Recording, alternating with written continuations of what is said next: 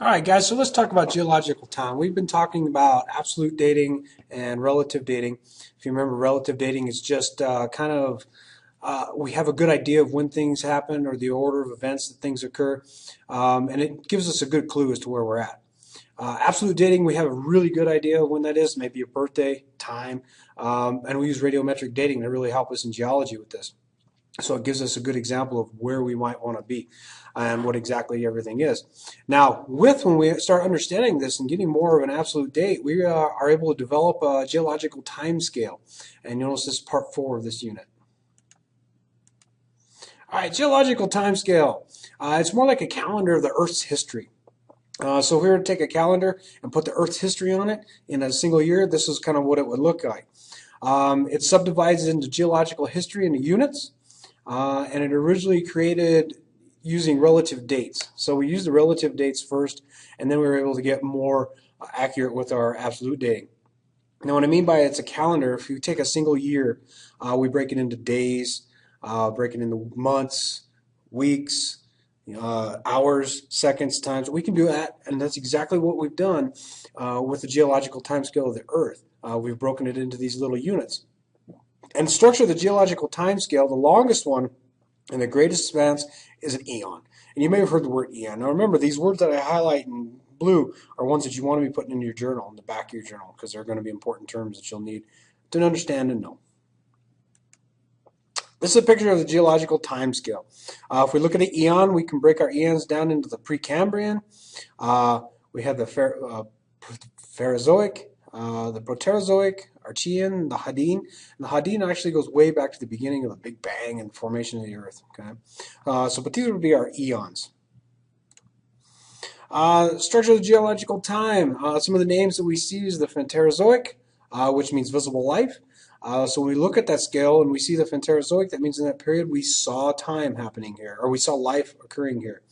That happened almost 540 million years ago.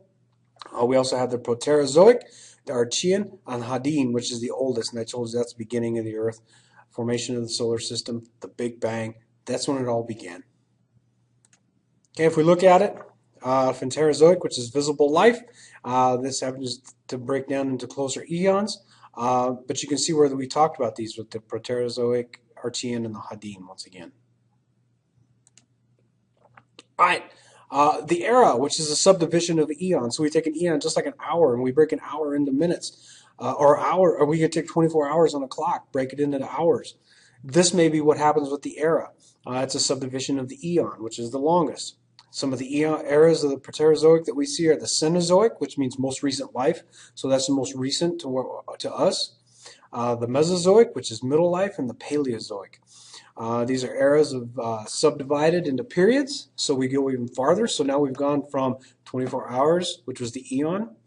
We break down the era, which may be the hours, individual hours.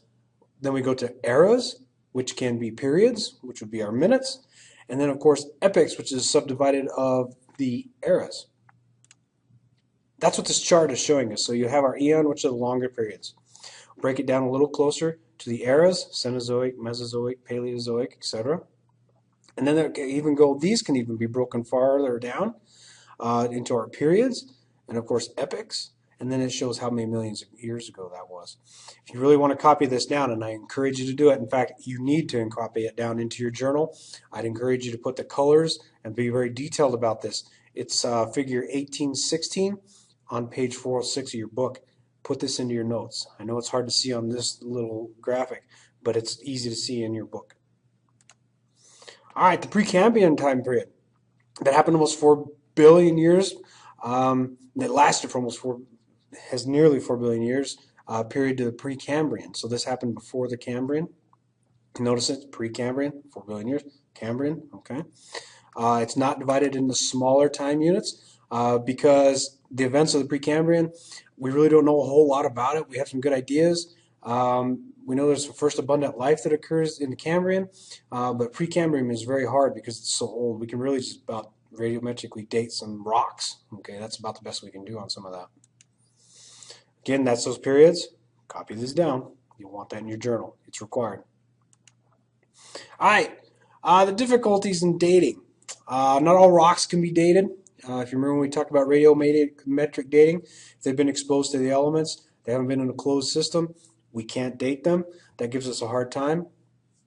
Some ages of the rock, when they formed, so it gives us an idea of when we can date them, but it doesn't always tell us when they're formed. The age of a particular material in a metamorphic rock may not be necessarily represent the time of the rock was formed. So these things aren't always really reliable when we do rocks. Fossils are far better, but of course fossils don't go back to the Precambrian, so we have to do our best with the closed system on rocks. Difficulties in dating geological time. Datable materials such as volcanic ash and igneous intrusion rocks. These are from, if you can imagine, we were trying to figure out the age of a place, say Colorado, and it's covered with lots of volcanic ash that became different types of rocks, igneous intrusions and stuff. These are newer rocks. So because they're new, we can tell you when those were. We can't tell us how old that era or period was. So it makes it more difficult. We have to find those certain rocks. And it's used to bracket different episodes of what happened in life, or in the life of the Earth. All right, that's it. This is the last of this unit. You're going to finish up some labs here, and I got you to do some little more reading here. Don't forget your vocab words. Once you're done here, you're going to take the final assessment for this unit. We'll talk about that more in class. All right, see you later.